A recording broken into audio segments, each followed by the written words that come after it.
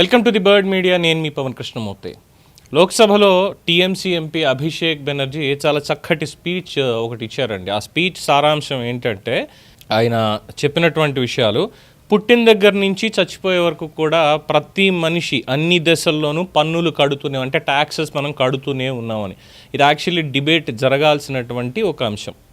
భారతదేశంలో పన్నుల వ్యవస్థ అనేటువంటి దాని మీద, పన్నులు మనం దేని మీద కడుతున్నాము అనే దానికి కూడా ఒక డిబేట్ జరగాలి. రిలాక్సేషన్ ఇవ్వాల్సిన చోట రిలాక్సేషన్ ఇవ్వాలి, ఎక్కడైతే కట్టించుకుని తీరాలో అక్కడ కట్టించుకుని తీరాలి. ఎందుకంటే మనం ప్రభుత్వాలను ఎద్దేవా చేస్తూ ఉంటాం, సింగపూర్లో పన్నులు లేవుట కదా, ఆ దేశం చూడండి ఎలా ఉందో, మనం సింగపూర్ తోటి పోటీ పడగలుగుతున్నామా, మరి ఎంత జనాభా పెట్టుకుని ఇది అని అంటాం. అది కూడా వాస్తవమే. కానీ మన దగ్గర మనం ఏం చేస్తున్నాం అనేది కూడా ఉండాలి కదా. పన్నులు లేకుండా పాలన సాధ్యమేనా అసలు? మనం పన్నులు కట్టమని అనుకుందాం. అంటే ఆయన చెప్పినటువంటిది చూస్తే చాలా మంచి భావోద్వేగాల్ని పలికించాడు ఆయన. చిన్నపిల్లల డైపర్ల దగ్గర నుంచి పాలు, విద్య, ఆదాయం, మరణం తర్వాత కూడా పన్నులు, చచ్చిపోయిన తర్వాత కూడా పన్నులు ఉన్నాయి.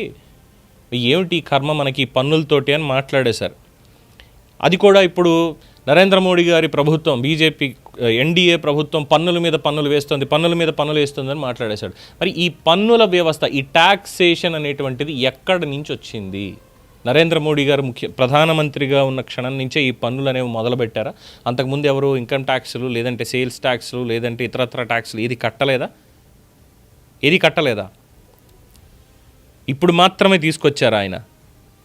తర్వాత ఎక్సైజ్ డ్యూటీ, సర్వీస్ ట్యాక్స్, మరి వీటన్నిటిని ఎవరు తీసుకొచ్చారు? ఒక్క జిఎస్టీ తప్ప, ప్రధాని నరేంద్ర మోడీ గారి ప్రభుత్వం జిఎస్టీ తీసుకొచ్చింది తప్ప బిఫోర్ దట్ ఇవేమీ లేవా? వ్యాట్లు, సేల్స్ ట్యాక్స్లు, ప్రత్యేకమైనటువంటి సెస్లు, ఇవన్నీ ఎవరు తీసుకొచ్చారు? అప్పటి నుంచి లేదా?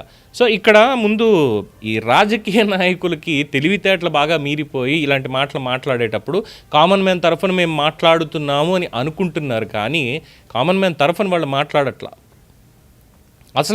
ఇంకా మాట్లాడితే పన్నులు ఎక్కువేయండి అనేటువంటి ఒక పాయింట్ని వీళ్ళు చెప్తున్నారేమో. ఎందుకంటే మేబీ సింగపూర్లో పన్నులు లేవు అని అంటారు, కానీ ఇది ఇన్కమ్ ట్యాక్స్ మాత్రమే లేదనేది చెప్తారు. అది కూడా ఎంతవరకు వాస్తవం మనకు తెలియదు. అనేక దేశాల్లో మరి ఇన్కమ్ ట్యాక్స్ కాకుండా ఇతరత్ర ఉన్నటువంటివి, పబ్లిక్ ట్రాన్స్పోర్ట్ దాంట్లోనే ప్రయాణించాలి, ఎక్కువ సొంత వెహికల్స్లో ఎక్కువ తిరగడానికి వీల్లేదనేటువంటి రూల్ కూడా అక్కడ ఉందని గతంలో ఎవరు చెప్తే విన్నాను, సబ్జెక్ట్ టు కరెక్షన్. అండ్ దుబాయ్లో అక్కడ మొత్తం అంతా వాళ్ళకి పన్నులు లేవు అని అంటారు. మొన్న మధ్యనే స్టార్ట్ చేశారు, దుబాయ్లో కూడా ఇన్కమ్ ట్యాక్స్ ఏదో కట్టాలి అదని చెప్పి మొన్న మధ్యనే వచ్చింది వార్త. సో ప్రతి ఒక్కళ్ళు ఏంటంటే ట్యాక్స్ అనేది ఖచ్చితంగా కట్టించుకుంటేనే కదా రోడ్లు వేసినా, నీళ్ళు ఇచ్చినా, ఏం చేసినా కానీ మౌలిక సదుపాయాలన్నీ ఎక్కడి నుంచి వస్తాయి? ఈ బడ్జెట్ అంతా ఎక్కడి నుంచి వస్తుంది? ప్రజల పన్నులు కడితేనే కదా. ఆ పన్నులు కట్టకుండా మాకు ఖచ్చితంగా క్వాలిటీగా 6 లేన్ల రోడ్డు కావాలి, ఇవన్నీ అంటే ఎక్కడి నుంచి అవుతాయి? పన్నులు లేకుండా ఒక్కరోజు పరిపాలన చేసి చూపించగలరా Abhishek Banerjee are whoever it is? ఎవరైనా సరే పన్నులు అనేవి లేకుండా అసలు పన్నులు కట్టాల్సినటువంటి పని లేదు అని చెప్పి ఒక్కరోజు పరిపాలన చేయగలుగుతారా ఈ భారతదేశంలో? Which is impossible, 100% impossible. ఎప్పుడు పాసిబుల్ అవుతుంది? భారతదేశ ప్రజలందరికీ కావలసిన మౌలిక సదుపాయాలు, వాటి మెయింటెనెన్స్ చెయ్యగలిగినటువంటి సంపద మొత్తం ప్రభుత్వం చేతుల్లో ఉంటే అప్పుడు మీరు ప్రజలు ఏం కట్టక్కర్లేదయా, మేము కట్టిస్తాం, కరెంటు మేము ఇస్తాం, నీళ్లు మేము ఇస్తాం, మీరు జస్ట్ అందులో ఉండి బతకండి అంతే, మీరు ఇంకేం చెయ్యక్కర్లేదు అని అనగలుగుతారా? పోనీ అలా అవ్వడానికైనా అసలు పాసిబిలిటీ ఉందా? ఆ పాసిబిలిటీ లేదుగా. మరి లేనప్పుడు ఎందుకు ఇంత గొప్ప సమయాన్ని, విలువైనటువంటి సమయాన్ని పన్నులు బాధేస్తున్నారు అని చెప్పని?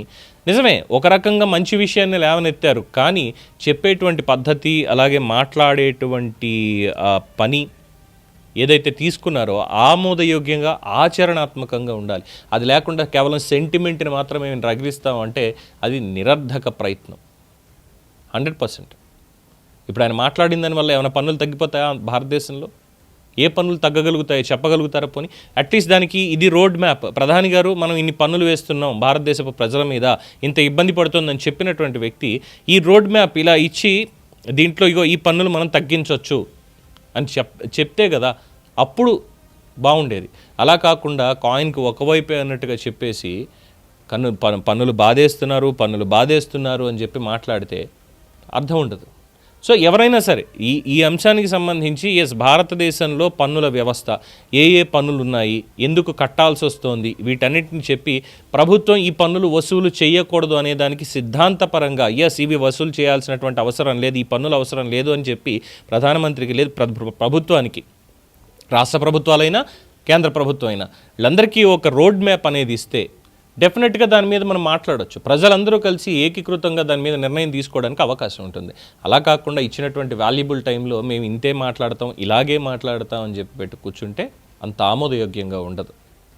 సర్లే కానీ ఇంతకీ బెంగాల్లో శాంతి భద్రతలు బాగానే ఉన్నాయా? బీఎస్ఎఫ్ జవాన్లను మనం ఏదో మాట్లాడారట, అలాగే బంగ్లాదేశ్ నుంచి లోపలికి వచ్చేటువంటి వాళ్ళకు కూడా ఎస్ఐఆర్ ఏదైతే ఉందో దాన్ని అమలు చేస్తున్నారా లేదా? ఇంతకీ బెంగాల్లో ఎన్ని రకాల పన్నులు విధిస్తున్నారు, ఏం జరుగుతుంది అక్కడ, అదేమన్నా చెప్పగలుగుతారా? ఈ అభిషేక్ బెనర్జీ ఎవరైతే ఎంపీ ఉన్నారో ఆయన ఏమంటారు? దీని మీద మీ అభిప్రాయాన్ని కామెంట్స్ రూపంలో తెలియజేయండి. చూస్తూనే ఉండండి ది బర్డ్ మీడియా.